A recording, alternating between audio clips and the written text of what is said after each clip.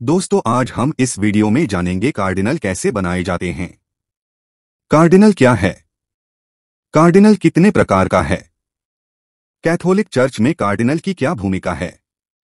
इन सारे सवालों का जवाब आप इस वीडियो में मिलेंगे। कृपया वीडियो शुरू से अंत तक देखिएगा।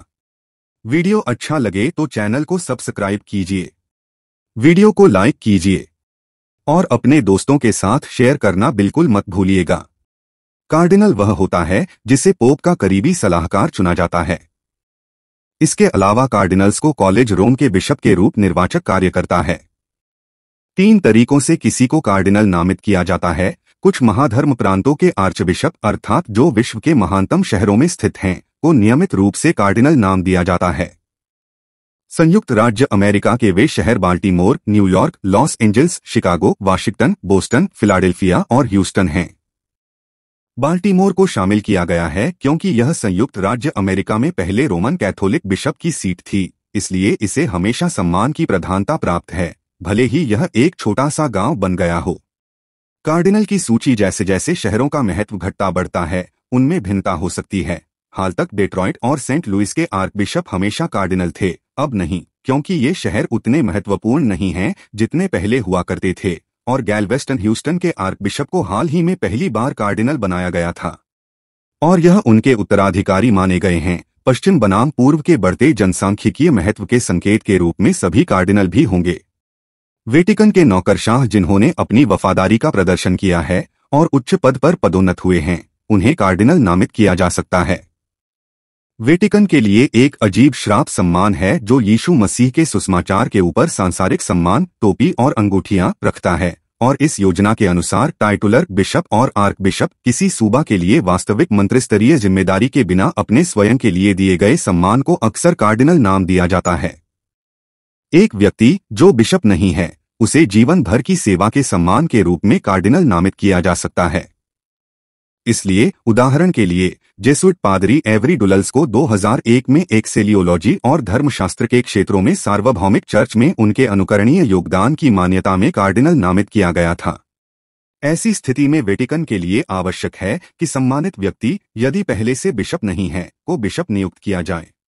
एक प्रख्यात पादरी के रूप में कार्डिनल डलेस ने बिशप बनने के इस सम्मान को अस्वीकार कर दिया। हालांकि हम उन्हें अक्सर देखते हैं, ज्यादातर कैथोलिक कार्डिनल्स के बारे में बहुत कम जानते हैं। आखिरकार वे कैटेचिज्म क्लासिटेमिया में एक बड़ा विषय नहीं हैं। हम जानते हैं कि वह ज्यादातर मीडिया से जुड़े रहते हैं, जहां कार्डिनल्स अक्सर अपने लाल रंग के वस्त्रों में विद्रोह और दुर्जय जैसे लोगों को चर्च का नेतृत्व करने और नए पोप का चुनाव करने के लिए सिस्टिन चैपल के एक साथ चित्रित करते हैं और एकत्रित होने में मदद करते हैं। दरअसल कार्डिनल अपराटिकल अधिकारी ने अपने लंबे समय से चले आ रहे ईसाई धर्म के अनुयायियों को युवा पादरी के रूप में और पोप का विश्वास हासिल करके वोट देने के अधिकार के माध्यम से कैथोलिक चर्च के भविष्य की जिम्मेदारी सौंपी है। जबकि दुनिया के सबसे विशिष्ट निकाय के शक्तिशाली सदस्य कार्डिनल का मानना है कि पोप और चर्च के कार्यों से उनकी प्रतिभाएं इस तरह से अलग हैं, वे दुनिया पर विशेष मिशनों की यात्रा कर सकते हैं, महत्वपूर्ण महाधर्म प्रांतों का प्रशासन और नए कर सकते हैं, पोप चुन सकते हैं। उनके प्रभाव और पोप के साथ उनके विपरीत कारण से कार्डिनल्स को कभी कभी बिशपों से बेहतर आध्यात्मिक अधिकार प्राप्त माना जाता है। यह सच नहीं है, क्योंकि बिशप के पद के विपरीत कार्डिनल के पद ईसा मसीह द्वारा स्थापित नहीं किया गया था, बल्कि पोप की आवश्यकता के लिए यह विश्वसनीय सलाहकारों की सहमति में आया गया है। सीधे शब्दों में कहा गया है, एक कार्डिनल एक पुजारी या बिशप होता है जिसे पोप पवित्र कॉलेज ऑफ कार्डिनल्स के नाम से जाना जाता है। ऐसा कहा जाता है क्योंकि यह चर्च के अधिकारी एक निकाय या कॉलेज हैं। संस्था कोई उच्च आध्यात्मिक अधिकार प्रदान नहीं करती है, लेकिन कार्डिनल्स के 2 मुख्य कर्तव्य विशाल विश्वभाई चर्च की सरकार में पोप की सहायता करना और सबसे ऊपर प्रत्येक नए पोंटिफ का चुनाव करना, उनकी सेवा करना है। प्राचीन परंपरा के अनुसार उन्हें राजकुमार कहा जाता है क्योंकि उनकी पसंदीदा स्थिति उन्हें प्रदान की जाती है, और इसलिए भी क्योंकि पिछले रिवेरा में कई सदस्य यूरोप के महान कुलीन परिवारों से थे। आज ज्यादातर कार्डिनल वास्तविक में बांड मूल से आते हैं। कार्डिनल्स द्वारा निभाए गए केंद्रीय भाग को उनके नाम के मूल रूप में देखा जा सकता है, जो लैटिन शब्द कार्डो से आया है, जिसका अर्थ है एक काज या धुरी, जो बताता है कि वे पूरे चर्च के लिए प्रमुख परामर्शदाता या धुरी हैं। कार्डिनल्स के प्रकार। कुछ आम लोगों को भी कार्डिनल बनाया गया था। यह प्रथा अंततः 1917 में समाप्त हो गई, जब चर्च लॉ ने उत्कृष्ट शिक्षा, धर्मपरायणता, निर्णय और क्षमता का प्रदान के लिए सभी कार्डिनल्स को आवश्यक बना दिया।